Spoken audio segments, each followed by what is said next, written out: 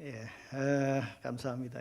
참 존경하는 목사님들께서 계속 목회하셨더니 신흥교회 저는 멀리서만 좋은 소식을 듣고 또 그 예배가 얼마나 아름다울까 생각하면서 늘 이제 사모하던 그런 교회인데 오늘 이렇게 와서 또 찬양하고 또 우리 장로님들 앞에 나와서 찬양하고 또 기도하고 하는 모습을 보니까 참 더 아름답고 더 거룩한 공동체다 그런 생각이 들어서 참 기쁘게 생각하고 벌써 저는 와서 참 감동을 받고 참 격이 있는 교회다 이런 생각이 들어서 참 여러분 참 복되다 귀하다 그런 생각이 듭니다. 소문난 그런 교회로서 더 아름다운 소문이 올 한 해 더 크게 퍼져나가게 되기를 주님 이름으로 축복합니다. 옛날에는 우리가 책을 통해서 감동을 많이 받았는데 요즘은 유튜브 영상을 통해서 감동을 많이 받습니다.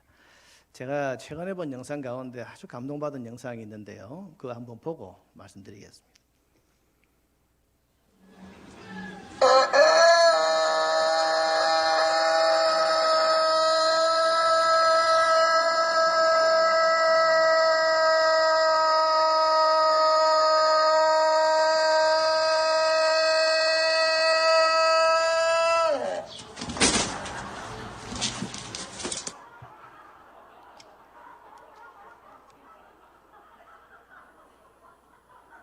최근에 본 영상 중에 제일 감동받은 영상이에요.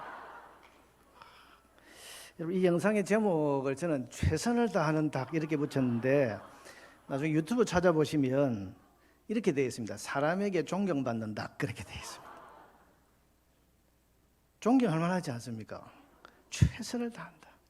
얼마 전에 그 유퀴즈에 보니까 김혜자 씨가 나와가지고 닭이 울다가 자빠지는 영상을 했는데 이거 보고 지금 하는 거예요. 그래서 저분도 나하고 비슷한 시기에 보셨구나 이런 생각을 했는데 고개를 끄덕이시는 분들은 유퀴즈 보신 분들이네.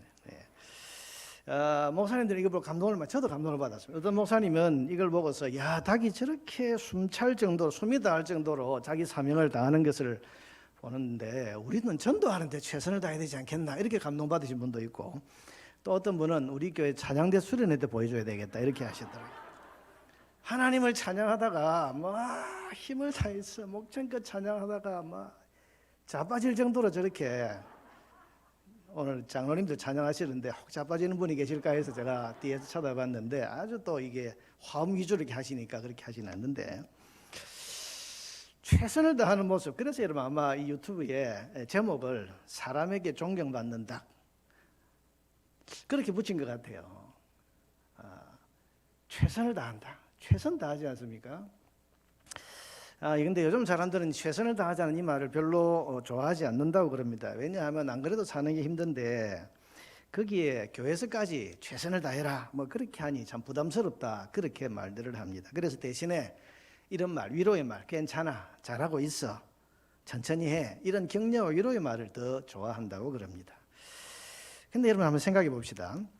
최선을 다하라는 말이 듣기 불편하다고는 하지만은 만약에 내 아이를 수술하는 의사가 최선을 다하지 않는다면 그래서 적당히 여유로운 그런 자세로 콧노래를 부르면서 수술에 임하고 있다고 한다면 그래도 괜찮다고 하시겠습니까? 내가 간 식당 요리사가 내 먹는 음식을 만드는데 최선을 다하지 않는다면 또 내가 믿고 맡긴 학교의 선생님이 내 아이를 가르치는 일에 최선을 다하지 않고 있다면 내가 타고 가는 비행기의 조종사가 최선을 다해서 비행기 조종관을 지금 붙잡고 있지 않다면 여러분 그래도 괜찮다 그렇게 말씀하실 수 있으시겠습니까? 그건 다른 이야기다 그렇게 말씀하지 않겠습니까? 여러분 우리는 참 모순적인 것이 남이 나를 위해서 하는 일에는 최선을 다해 주기를 바라는데 내가 맡은 일에 대해서는 부담 없이 좀 여유롭게 그렇게 적당한 마음으로 하려고 하는 그런 이기적인 마음들이 누구에게나 있는 것 같습니다. 그래서 누가 나에게 최선을 다하라 그러면 그건 부담스러워요. 그러지만 남이 나에게 하는 일에 대해서는 최선을 다하지 않으면 굉장히 불편하고 불쾌하게 느끼는 것이 아닌가 그런 생각을 합니다. 여러분 우리가 굉장히 이기적인 존재다 그런 생각을 하게 되는 겁니다. 여러분 우리는 뭐라고 해도 최선을 다해야 됩니다. 자기가 맡은 일에도 그렇고 우리의 인생에 대해서도 최선을 다해야 됩니다. 여러분, 최선을 다해서 사는 것이 아름답고 보람된 일입니다. 특별히 우리는 주님의 교회를 섬기는 일에 최선을 다해야 됩니다. 왜냐하면 주님께서 우리에게 최선을 다하셨기 때문입니다. 여러분, 주님께서 우리를 위해서 하신 일을 생각해 보세요. 주님이 우리를 위해서 최선을 다하신 것이 있습니까? 최선을 다하지 않은 것이 있습니까? 주님은 영원한 저주와 심판에 놓인 저와 여러분을 살려내기 위해서 하늘 영광 보좌를 내려놓으셨습니다. 여러분, 하나님으로서 하늘 보좌, 영광의 보좌를 내려놓는다는 것, 이건 최선을 다하신 거예요. 하나님으로서의 모든 권세, 하나님으로서의 모든 영광, 하나님으로서의 모든 존귀함 다 내려놓고 이 땅에 낳고 자란 인간이 되셨습니다. 최선을 다하신 거예요. 뿐만 아니라 우리가 아는 대로 이 땅에서 낳고 자란 그런 삶을 사셨고 친히 고난을 당하셨고 십자가에서 모진 고통을 다 겪으신 이후에 당신의 살과 피를 다 내어주셨습니다. 여러분, 누가복음 기록에 보면 예수님 십자가에서 마지막 운명하셨을 때 그때 로마 군인이 창으로 예수님의 옆구리를 찔렀으니 그때 무엇이 나왔다고 했죠? 물이 나왔다고, 피와 물이 나왔다고 했습니다. 의학적으로 볼 때 사람 몸에서 피가 다 빠지고 나면 마지막에 나오는 것이 물이라 그러죠. 그러니 주님께서는 마지막 피 한 방울까지 정말 다 우리를 위해서 다 쏟으셨다는 말이 사실인 겁니다. 최선을 다하셨습니다. 여러분, 예수님의 십자가는 진심입니다. 최선을 다하셨고 최선을 주신 겁니다. 그러니 그게 주님이 하신 일입니다. 그러니 우리가 주님을 섬기는데 우리도 최선을 다해야 되지 않겠습니까? 다 주셨으니 다 드려야 되고 다 받았으니 우리가 다 갚아야 되지 않겠습니까? 이것이 주님께서 맡은 자들에게 충성을 요구하시는 이유라고 저는 생각을 합니다. 죽도록 충성하라, 이 말도 여러분 어떻게 보면 좀 과하다 싶은 말씀일 수도 있지만은, 그러나 이 과하다 싶은 말씀도 주님이 얼마든지 할 수 있는 이유가 어디에 있습니까? 주님께서 우리에게 최선을 다하셨기 때문입니다. 저는 과거에 제가 섬겼던 그 교회의 목사님 설교하실 때마다 아찔아찔한 느낌을 받을 때가 있었어요.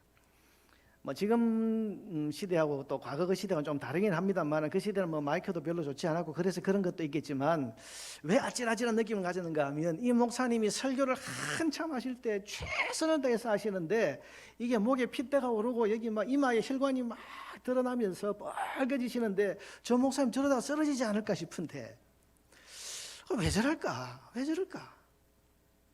근데 이 목사님 하시는 말씀이 그랬어요. 주님이 십자가에서 우리를 위해서 최선을 다하셨는데 내가 내 맡은 사명에 최선 다하는 게 당연하지 않나? 나는 설교하다 죽고 싶다. 그 말씀하셨어요. 내가 설교하다가 핏대가 올라가서 쓰러지면 그게 영광인 줄로 나는 생각한다. 그렇게 말씀하시는데 그때 당시는 잘 이해가 안 됐어요. 그렇게까지 해야 되나? 그런데 생각해보고 돌아보면 주님이 나를 위해서 최선을 다하셨다면 내가 주를 위해서 최선을 다하는 것 맞지 않은가? 가끔 이제 예배를 인도하시는 목사님들 가운데 이제 그 예배 찬송을 부를 때 이제 그 찬양대 지휘자나 혹은 솔리스트가 이제 마이크를 잡고 이렇게 예배 찬송을 인도하는 경우를 볼 수 있는데, 뭐 그럴 수 있습니다. 뭐 이제 정확한 음정으로 또 정확한 박자로 교인들이 함께 찬송하기 위해서 그렇게 할 수 있고 할 수 있는데, 근데 저는 개인적으로 그렇게 하지 않고 싶더라고요. 제가 이제 저희 교회 처음 부임해 가니까 이제 찬양대 그 남자 솔리스트 한 분이 이제 그 마이크를 잡고 찬송을 하는데, 제가 한 주 두 주 예배 참석하고는 그 이제 우리 당의 장로님들한테 이야기를 하고 그 집사님한테, 김 집사님 이제 안 하셔도 되겠습니다. 제가 하겠습니다. 제가 노래를 더 잘해서 그런 게 아니고 찬송을 하는데 제가 뭐 그야말로 저는 찬송 부를 때 최선을 다해서 찬송을 부르고 싶거든요. 그래서 내가 몸이 좀 안 좋거나 혹은 또 이게 목소리가 잘 안 나오는 이런 때는 어쩔 수 없고, 앞으로 나이가 더 들면 어떻게 될지 모르겠지만 적어도 할 수 있는 동안에는 어쨌든 예배에 있어서 뭐 나는 예배 인도자이긴 하지만 예배를 드리는 예배자이기도 하니까, 설교를 할 때는 설교자이지만 찬송을 부르고 기도하고 할 때는 예배자니까 최선을 다해야 되겠다. 그래서 예배의 순서 하나하나가 이게 주님께 드리는 것인데, 주님께 드리는 것에 내가 할 수 있는 최선을 다하자. 그래서 저는 그렇게 하고 싶어서 그렇게 하는데, 여러분 예배 시간에 주님을 위해서 드리는 그 예배에 한 순서 한 순서에 최선을 다하십니까? 우리 최선을 다해야 됩니다. 왜? 주님이 우리에게 최선을 다하셨어요. 오늘 우리는 교회를 섬기고 있습니다.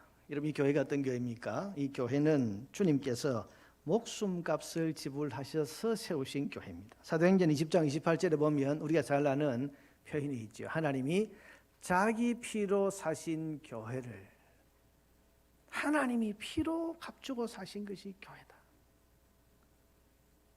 주님의 피가 여러분 동원되고 주님의 피가 이 교회를 세우기 위해서 다 뿌려지고 흘려진 거 아닙니까? 그러니 그 고귀한 교회를 섬기는데 우리가 최선을 다해서 섬겨야 되지 않겠습니까? 오늘 예배에 참여한 오늘 성도 여러분, 우리 직분자 여러분, 교회를 위한 여러분의 직분에 최선을 다하시기를 바랍니다.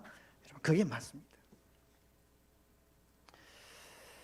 오늘 이렇게 1월에 직분자들을 위한 그런 재직 세미나를 가지는 것은 틀림없이 우리 부산 신흥교회를 좋은 교회로 세워나가기 위한 그런 목적 때문에 이렇게 하시는 걸로 그렇게 저는 믿습니다. 그런 점에서 한번 생각해 봅시다. 자, 여러분 좋은 교회는 어떤 교회입니까? 어떤 교회가 좋은 교회죠? 마스크를 하시고 뭐 대답을 하는지 안 하는지 저는 전혀 모릅니다만은 아무도 말씀을 안 하신 것 같은데 설교 시간에 뭐 질문할 때 제가 할 때는 이렇게 대답을 하셔도 됩니다. 좋은 교회가 어떤 교회입니까?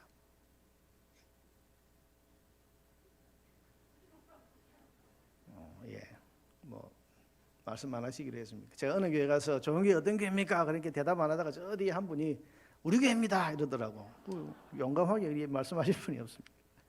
좋은 교회는 어떤 교회입니까? 사람 많이 모이는 교회 참 좋은 교회입니까? 재정이 풍성한 교회, 건물이 크고 아주 시설이 아주 편리한 그런 교회가 좋은 교회입니까?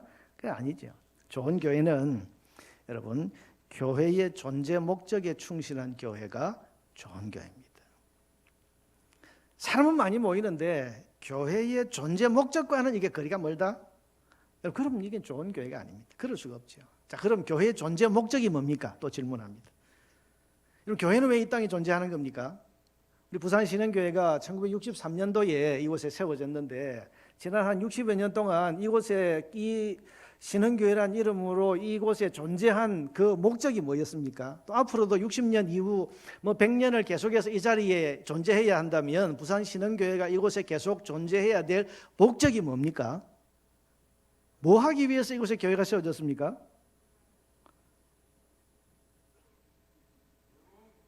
예, 영혼구원. 제 이름이 영혼구원입니다. 누가 삼행시를 염두에 적어봤는데 제 이름 강영구 목사인데요. 강력한 영성으로 영혼 구원을 하시는 목사님이라고 보내왔더라고요. 뭐 별로 우아 안 하니 자기 담임 아이라고 뭐 우아 안 하니 뭐 알겠습니다. 예. 정용달 목사님으로 삼행시를 잘 만들어 보세요. 뭔지. 자, 여러분 교회 존재 목적이 뭐냐? 이걸 잘 설명해 주고 있는 것이 이제 오늘 본문의 내용입니다. 여러분 성경이 가장 교회를 설명할 때 잘 사용하고 있는 그림이 뭡니까? 예수님은 교회의 머리이시다. 교회는 그 예수님의 몸이다. 이 그림이죠. 머리와 몸이라는 그림을 가지고 교회를 설명하는 이유가 뭔가 하면 교회의 존재 목적을 말씀하려고 하는 거예요. 교회는 왜 존재하는가? 교회 존재 목적이 뭐냐? 이것을 그림으로 머리와 몸으로 지금 말씀하고 있습니다. 여러분, 자, 여러분 생각해 봅시다. 머리와 몸의 관계는 어떻습니까? 머리는 우리 몸 전체에 있어서 머리는 어떤 기능을 담당하죠? 명령을 하고 생각을 하고 뜻을 세우고 이게 머리입니다. 그럼 머리가 세운 생각과 뜻과 또 이 모든 계획을 실행하는 것이 뭡니까? 몸입니다. 몸.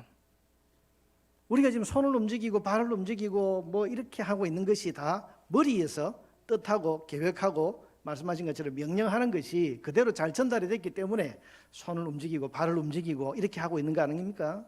그러니까 이게 머리와 몸의 관계가 뭔지, 정상적인 몸, 정상적인 건강한 몸이라면 머리의 생각과 뜻이 그대로 실현이 돼야 됩니다.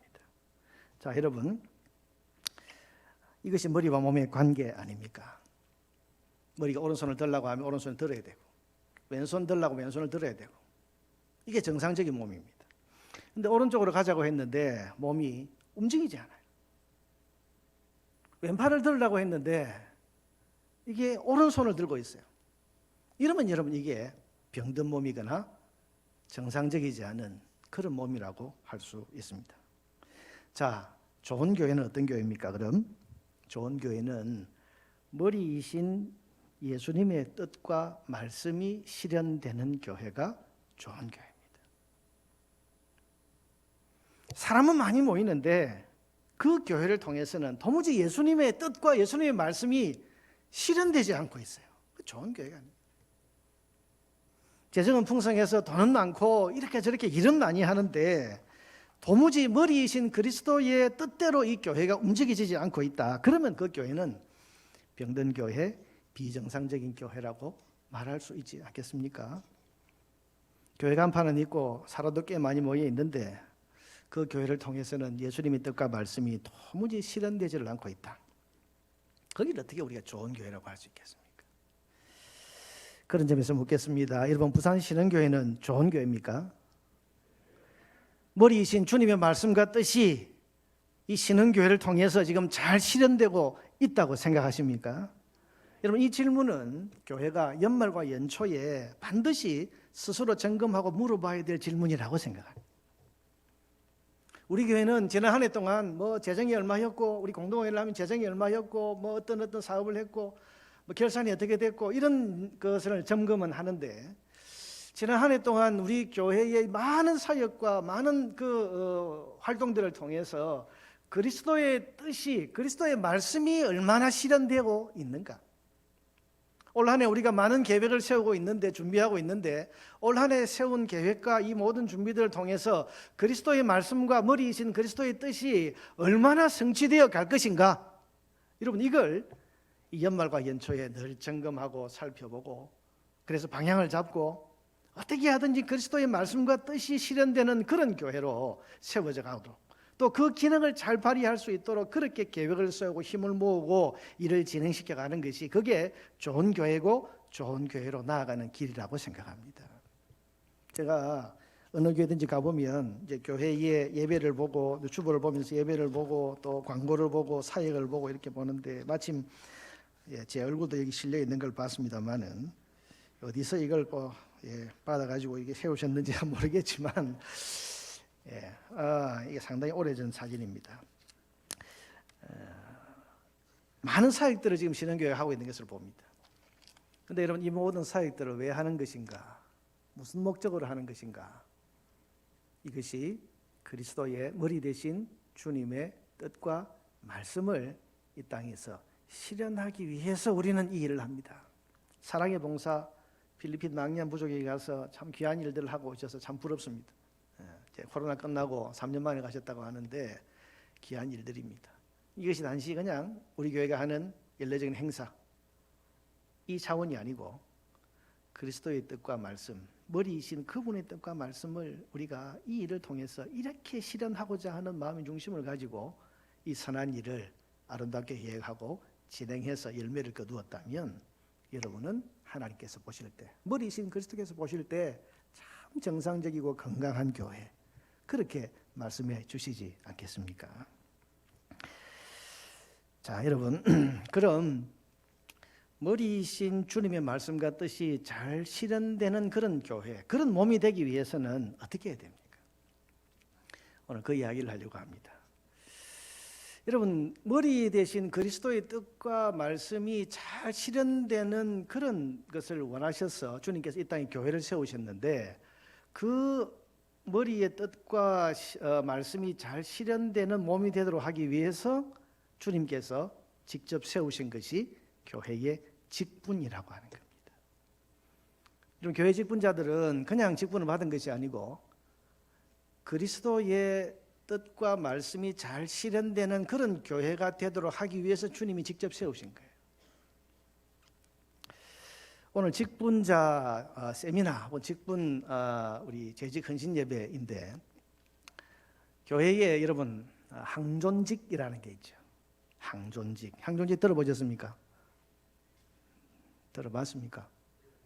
대답을 잘 안 하면 오래 합니다. 자, 항존직이 뭐죠? 항존직. 우리 보통 목사, 장로, 집사를 이제 항존직이라고 부르는데 항존직이 뭡니까? 뜻이 어떤 분들은 항존직을 이게 한번 인증을 받으면 죽을 때까지 가지고 있는 직분을 항존직이라고 생각하는데, 여러분 그건 종신직이지 항존직이 아닙니다.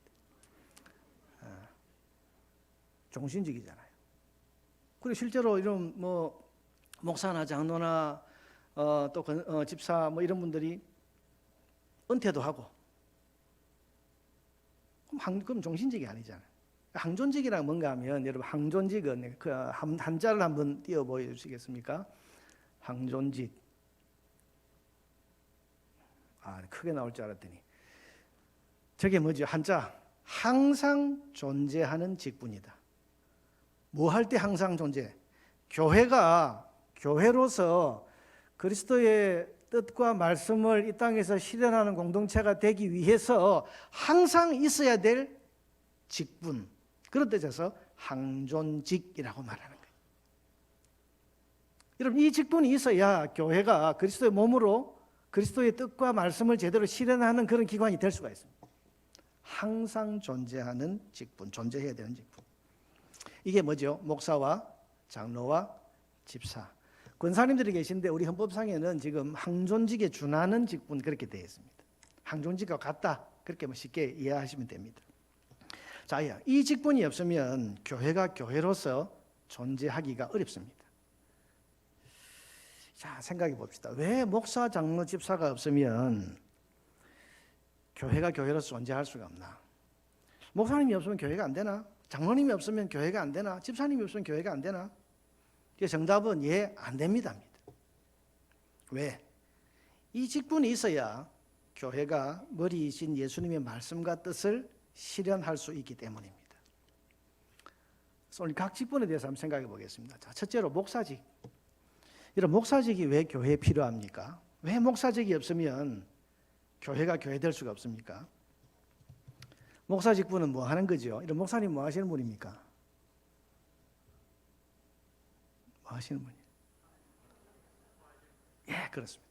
자, 목사 직분이 여러분 우리 교회 헌법에 보면 열 몇 가지 되는 목사가 해야 될 직무에 대해서 쭉 나와 있는데, 그 모든 가운데서 가장 본질적인 목사의 직무가 뭐냐면 머리이신 그리스도의 뜻과 말씀을 몸인 교회에 공급하는 직분이 목사 직분이에요. 머리가 지금 무엇을 생각하고 무엇을 뜻하고 무엇을 계획하고 있는지를 여러분 몸이 알아야 될 거 아닙니까?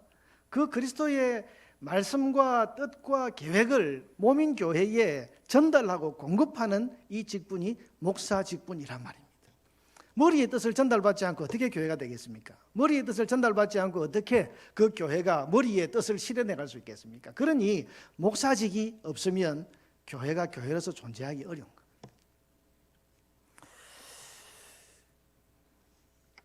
교회는 말씀 위에 든든히 세워집니다.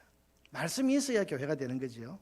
말씀의 기초 위에 서 있는 겁니다. 이 기능을 담당하는 것이 목사직입니다. 그래서 여러분 예전에 어른들이 목사님을 사자라 불렀는데, 뭐 종이라 부르면 큰일 났습니다. 그런데 여러분 종이나 사자나 같은 말이에요. 사자가 무슨 뜻이죠? 하나님의 사자 할 때 사자가 뭡니까? 심부름꾼이란 말이에요. 심부름꾼. 전달자란 말이에요. 전달자.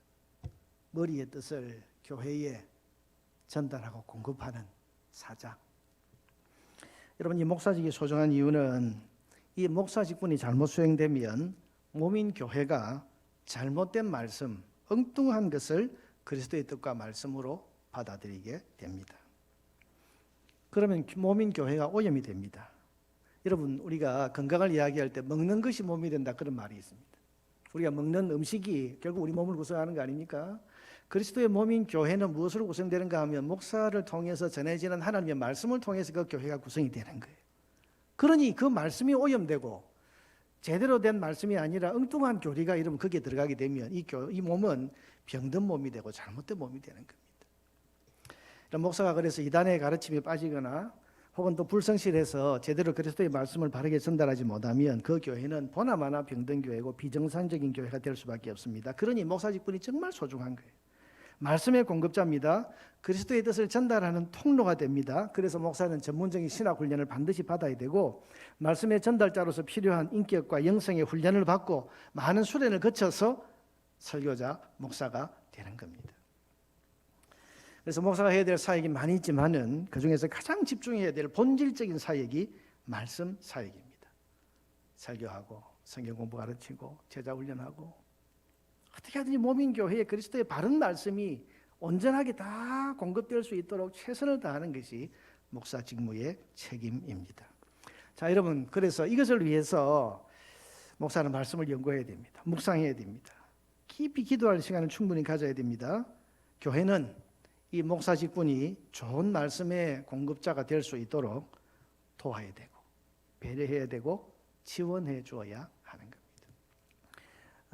우리 신흥교회에서야 그런 일이 없겠습니다만은 우리가 좀 재정이 아주 약한 미자립 교회나 혹은 또 작은 교회들의 이제 목사님들 위임을 할 때 위임 서약에 보면 참 듣기가 좀 불편한 내용이 있어요. 그 중에 하나가 뭐냐면 이 목사가 이 교회에서 직무를 다하는 동안 정해진 생활비를 어김없이 지급하며 이 등이 들어가 있어요. 참 저런 걸 공개적으로 꼭 저렇게 서약을 해야 되나, 교인 서약을 해야 되나 이런 마음이 있는데 왜 그런 서약이 목사 청빙하고 목사님을 위임 목사로 모실 때 그 서약이 왜 꼭 들어가야 되나 생각해 보면 아마 그런 것 같아요. 이분이 생활의 염려 때문에 먹고 사는 문제 때문에 하나님 말씀을 연구하고 하나님 말씀을 성도들에게 온전히 묵상하고 가르쳐서 그리스도의 뜻과 말씀이 온전하게 이 교회에 공급되는 여기에 방해되는 요소들을 없도록 교회가 최선을 다하겠다. 그런 뜻으로 아마 이 서약이 거기에 들어간 것이 아닌가 그런 생각이 들더라고요. 무슨 말인가 하면 목사님이 말씀을 전하고 연구하고 묵상하고 하는 일에 교회가 다 도와야 된다는 이야기. 지난주는 추위가 많이 와가지고 우리 교회 제 모양실에 이 난방이 이렇게 문제가 생겼어요. 그래 한 사나흘을 막 추운 가운데 지냈는데 오늘 당일을 하는데 우리 시설 담당자 장로님이 지금 목사님 모양실에 지금 이게 난방이 꺼져가지고 하니까 우리 장로님들이 다 하는 이야기가 그 모양실이 추워지면 목사님이 말씀 연구하는데 이게 방해가 되고 집중이 안 되는데 그거 빨리 해야 됩니다. 이게 뭐냐 하면 그냥 대수롭지 않은 작은 일이라고 할 수도 있지만 목사의 직무가 말씀을 공급하는 그런 중요한 직무이기 때문에 그 말씀을 묵상하고 연구하고 전하기 위해서 준비하는 이 모든 일에 교회가 관심을 가지고 협력하고 도와야 된다. 그런 뜻에서 그렇게 열심을 내는 겁니다. 자, 둘째로 장로 직분에 대해서 이야기합시다. 목사 직분 너무 오래 하면 정 목사님이 이거 하라고 나를 부른 것 같아서 오해할 수 있기 때문에 많은 말씀 할 수 있지만 안 합니다. 안 하고 장로 직분이 왜 필요한가? 자, 여러분 교회 장로 직분은 왜 필요합니까? 목사의 직분이 말씀을 공급하는 직분입니다. 그럼 장로 직분은 뭐 하는 겁니까? 장로의 직분은 목사를 통해 공급된 말씀을 모민 교회가 성도들이 잘 받아들이고 있는지, 잘 소화하고 있는지, 그리고 받은 그 말씀대로 성도들 각자가 잘 성장할 수 있도록 이끌어가는 직분이 장로 직분입니다. 성경에 보면 장로의 직분을 감독이라고 말하는데요. 감독이란 말이 우리가 성경 번역할 때 감독이라고 번역을 했는데 감독이란 말을 한자로 풀이해 보면요. 여러분 감독이 무슨 뜻인지 아십니까? 감시하는 자가 아니에요. 감자가 무슨 감자냐면 볼감자에 독은 살필 독자입니다. 살피고 돌아보는 것이 감독이란 말이죠. 그래서 여러분 약물이를 살피고 뭘 살피는 거예요? 영적인 건강 상태를 살피는 거예요.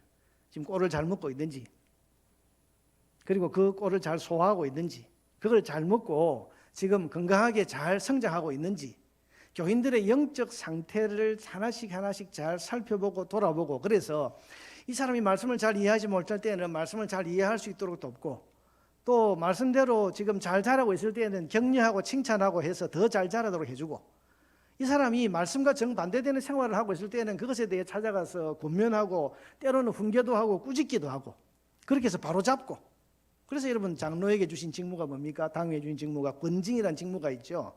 지금 말씀대로 살지 않고 엉뚱한 짓을 할 때는 권면하고 훈계해도 안 되면 벌을 주어서라도 이 사람이 바로 잡히도록 해라. 그래서 권징이라는 것을 당회의 그 당회의 권한으로 준 겁니다. 그래서 장로님들은 무조건 벌하고 뭐 감시하고 이런 것이 아니라 굉장히 영적인 직분입니다. 성도들 한 사람 한 사람의 신앙의 영적인 상태를 살피고 그 신앙이 잘 자라도록 이끌어주고 권면하고 훈계하고 때로는 꾸짖기도 하면서 사랑으로 이 사람들을 채워가는 것이 이게 장로의 직무입니다. 그래서 마치 이게 양치기하고 비슷하다.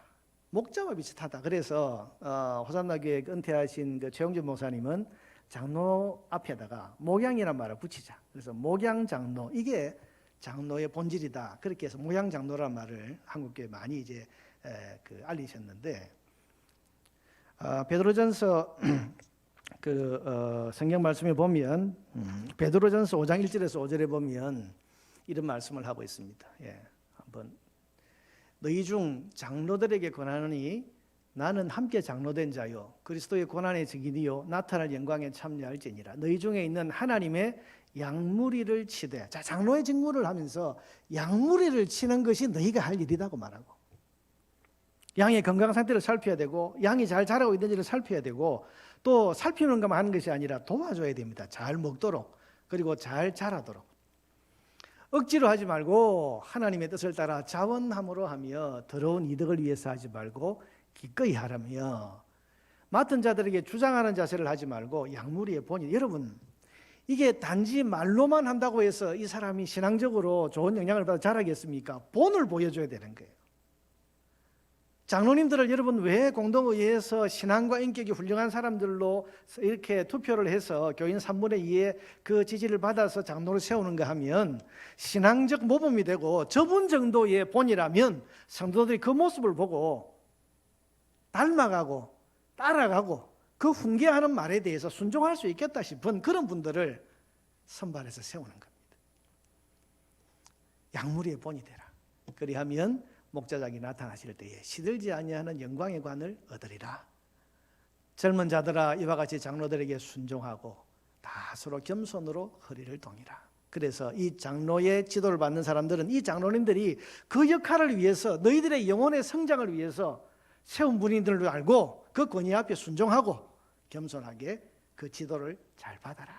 이렇게 지금 말씀하고 있는 겁니다. 하나님 교만한 자를 대적하시되 겸손한 자들에게는 은혜를 주시느니라.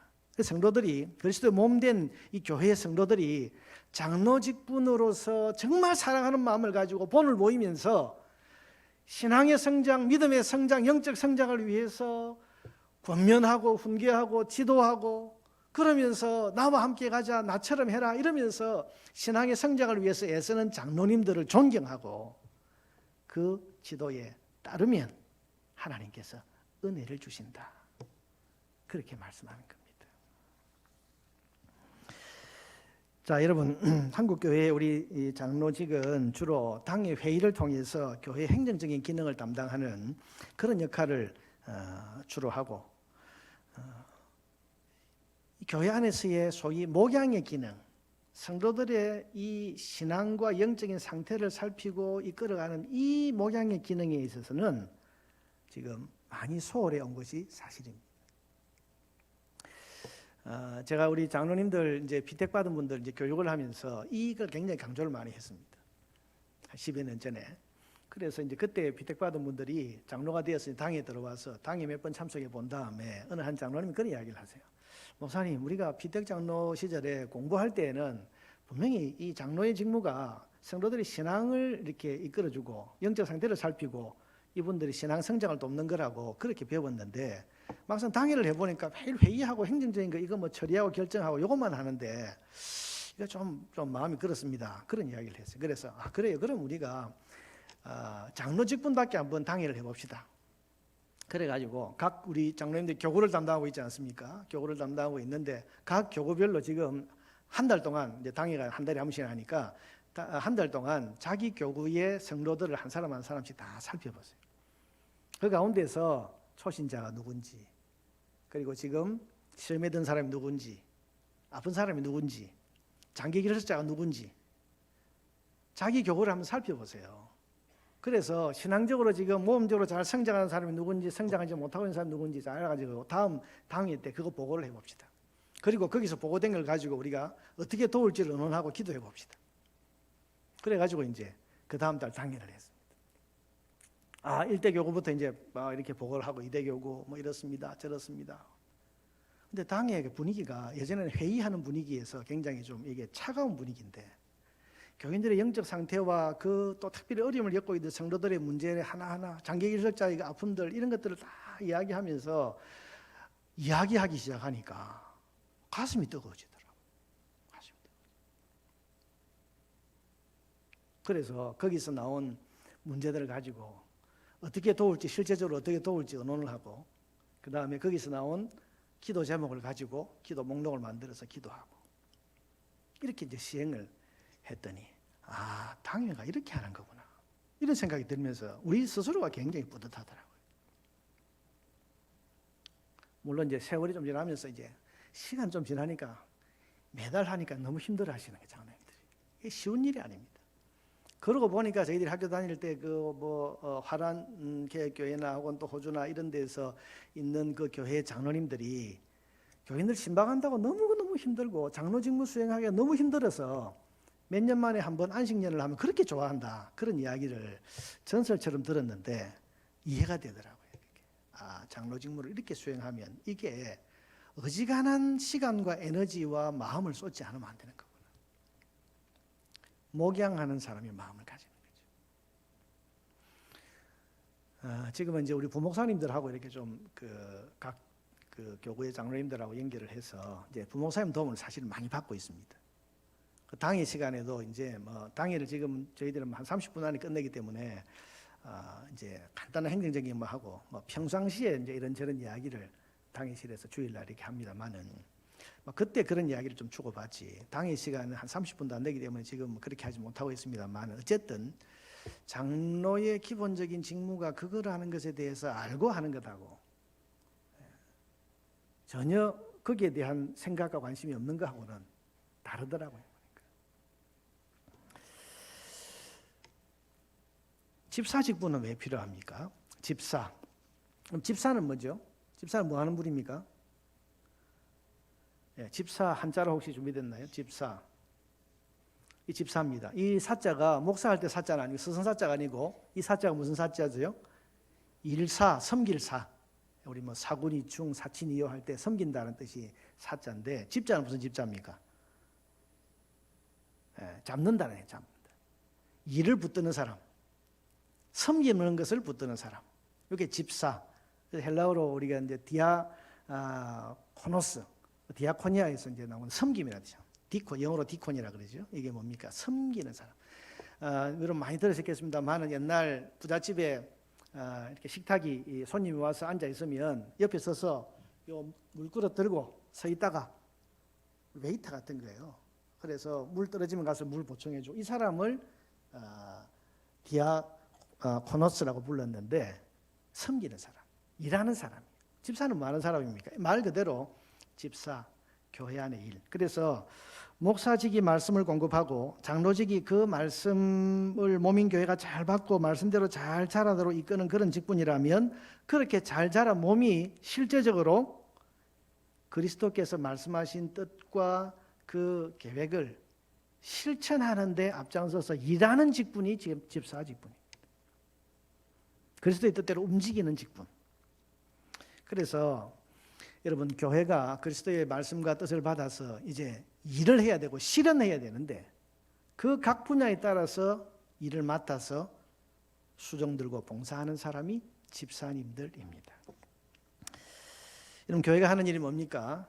그리스도의 말씀대로 하나님을 예배하는 일입니다. 그럼 집사님은 그 예배가 이루어지도록 섬기는 일을 합니다. 예배당 장소를 정돈하고 자리를 준비하고 예배에 필요한 도구와 시스템을 준비합니다. 방송, 음향, 조명, 냉담방 체크하고 안내를 하고 주보를 나누어주고, 예배 중에 헌금위원을 하고 새신자를 맞이하고 주차 봉사를 하고, 예배를 위해서 필요한 그런 모든 일들을 섬기는 것이 집사님들이 하실 일이에요. 예배가 잘 드려지도록. 또 교회가 하는 일이 뭡니까? 전도하고 복음 전하는 일입니다. 초대교회 7 집사가 여러분 뭘 했습니까? 가난한 자 구제하고 재정 출납 맡았지만은 스데반도 나가서 복음을 전했고 빌립지서도 나가서 복음을 전했습니다. 이건 모든 성도가 해야 될 그런 사명이지만 집사는 이 선교와 전도의 일이 잘 이루어지도록 섬기고 봉사하는 일을 합니다. 전도지를 만들고 전도 물품을 준비하고 전도 행사를 기획하고 전도 대상자 명단을 기록하고 정리하고 선물 준비하고 나누어 주고 등등 교회가 머리이신 그리스도의 뜻을 따라서 복음을 전할 때 그 전도의 일을 잘할 수 있도록 섬기고 봉사하고 필요를 채우는 일 누가 합니까? 집사님들이 해야 돼요. 다음 세대를 가르치는 것이 교회의 일이고 주님의 뜻인데 이 가르치는 일을 위해서 주일학 교사를 하고 부장을 하고 교육에 필요한 여러 일들을 맡아서 봉사하는 것 집사님들이 할 일입니다.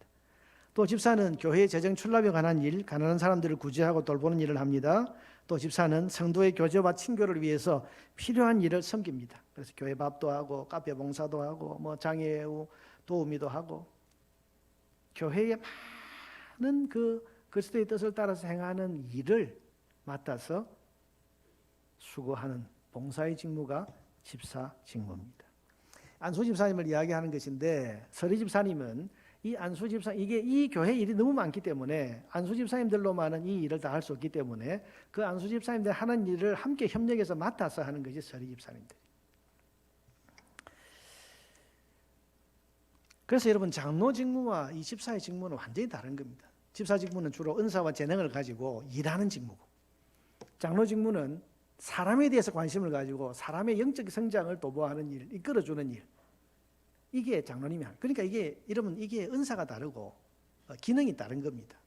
제가 예전에 섬기던 교회의 장로님, 이분이 이제 그 집사님을 오래 계시다가 장로님 되셨는데 장로가 되고 몇 년 얼마 하지 않아서 저한테 하는 이야기가 목사님, 저는 장로가 안 되고 집사 때 훨씬 더 행복했습니다. 그러는 거예요. 그 왜요? 그랬더니 자기는 일하는 게 너무 재미나다는 거예요. 근데 장로가 되고 나니까 이것도 하지 마라, 저것도 하지 마라, 구역장도 하지 마라, 뭐 교사도 하지 마라, 다 하지 마라 하고 그냥 예배 시간에 기도하고 당에 와서 이제 뭐 회의하고 어른으로서 이렇게 좀 앉아 있고 이렇게 하다 보니까 자기는 자기하고 안 맞다는 거예요. 제가 봐도 그래요. 그분은 일하는 면 너무 신나는 분이에요. 근데 사람 만나서 지금 뭐 시험에 든 사람 가서 이끌어주고 뭐 상담해주고 그 사람 위해서 영적으로 좀 도와주고 이건 너무너무 어려워하는 거예요. 사람 대해서 사람을 이렇게 관리하고 사람을 좀 이렇게 이끌어가는 데는 어려움을 느끼는 분이거든요. 그래서 이게 집사님으로서 잘하는 분야가 있고 장로님은 또 장로님으로서 여러분 잘할 수 있는 분은 리더십과 혹은 또 어떤 영향력이 있는 이런 분들이 좀 사람에 대한 영향력이 있는 이런 분들이 좀 해야 될 것 같고 집사님들은 은사와 재능이 많아서 일하는 것이 즐겁고 일할 때 재미를 느끼고 기쁨을 느끼는 이런 분들이 집사님을 해야 되고 그래서 여러분 집사 다음에 장로가 아니고 집사와 장로는 그래서 이 직분이 다른 거예요. 하나는 일과 관련된 거고 하나는 사람과 관련된 거고. 그럼 권사 직분은 뭡니까? 권사는 뭐 하는 겁니까? 누가 권사 뭐냐 그랬더니 여자 대장입니다 이러던데 여자 대장이 아니고 권사 혹시 이건 한자가 안 나와 있나? 권사님은요 성경에 직접 나오는 직분은 아닙니다. 그래서 항존직이라고 하지 않지만 그래도 항존직에 준하는 직분이라고 말하는 이유는 이 권사 직분은 장로 직분과 집사 직분에서 사랑의 사역을 따로 떼어서 만들어진 직분이기 때문에 우리가 항존직의 기능에서 사랑의 직분만 떼서 지금 만든 그런 여성의 직분이기 때문에 우리가 항존직에 준하는 직분이다 그렇게 말하는 겁니다. 그럼 권사직은 어떤 직분이냐? 한마디로 사랑의 직분입니다. 교회 안에는 약한 사람들이 많습니다.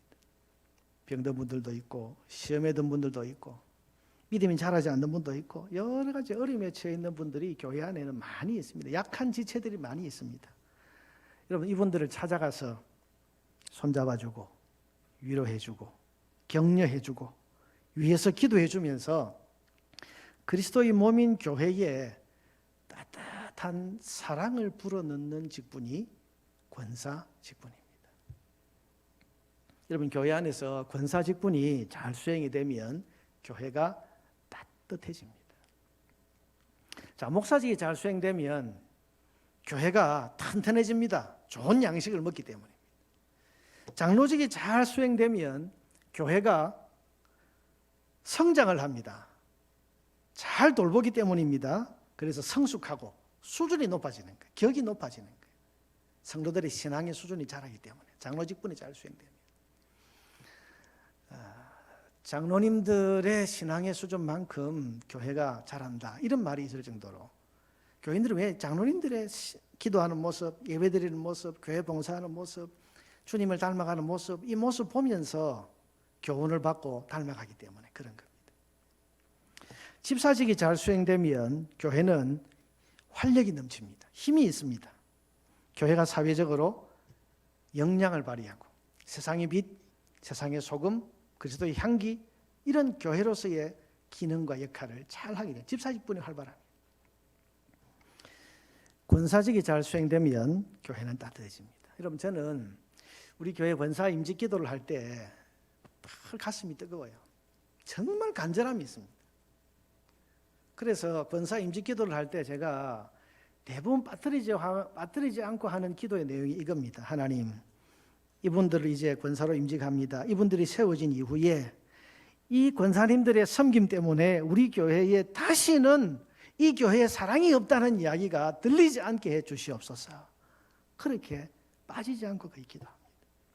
왜? 이 권사직분이 사랑의 직분인데 이 권사직분이 활발하고 이 권사직분이 제대로 잘 움직여서 교회에 약한 사람들, 어두운 곳에 있는 사람들, 그늘진 곳에 있는 사람들, 이런 사람들을 찾아가서 이분들을 위로해주고 격려해주고 세워주고, 여러분, 그러면 교회 안에 사랑 없다는 말이 다시는 안 들릴 거 아니겠습니까? 여러분, 이단들이 파고드는 교회의 약점이 뭔가 하면 사랑이 없다는 거예요. 관심이 없다는 거예요. 이단들이 이 틈을 굉장히 잘 파고듭니다. 제가 참 가슴 아픈 일이 있었는데요. 제가 예전에 목회하던 교회에 한 할머니 한 분이 교회에 나오셨습니다. 생짜배기 교인이에요. 근데 이분이 교회에 어떻게 나왔는지 누구 전도를 받고 나왔는데 교회 열심히 왔습니다. 교회 생활 재밌다는 거예요. 그러면서 이제 교회 생활을 잘 하셨어요. 근데 안 보여요. 어디 가셨나 했더니 진해에 있는 딸네 집에 가셨다는 거예요.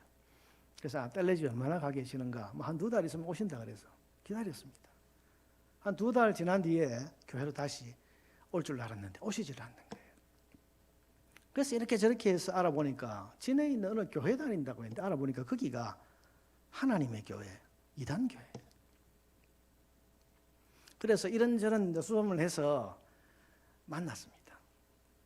만났더니 막 미안해하면서 아이고 목사님 죄송합니다. 그래서 이제 설명을 했습니다.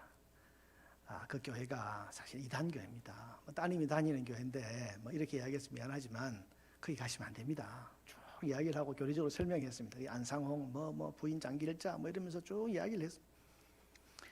이분이 쭉 듣고 있다가 하시는 말씀이 제 마음을 참 찔렀어요.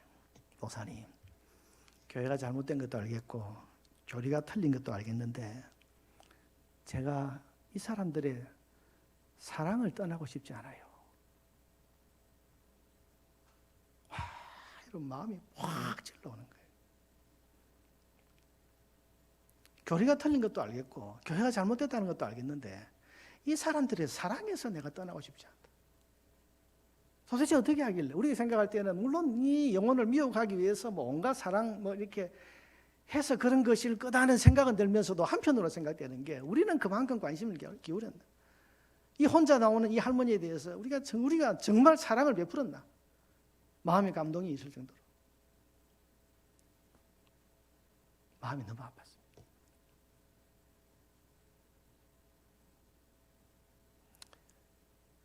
우리 교회에 다시는 사랑이 없다는 말이 들리지 않게 해주십시오. 권사님들 임직할 때 그 기도를 제가 할 수밖에 없고 또 해야 되는 이유가 여기에 있습니다. 자, 여러분, 교회는 그리스도의 몸입니다.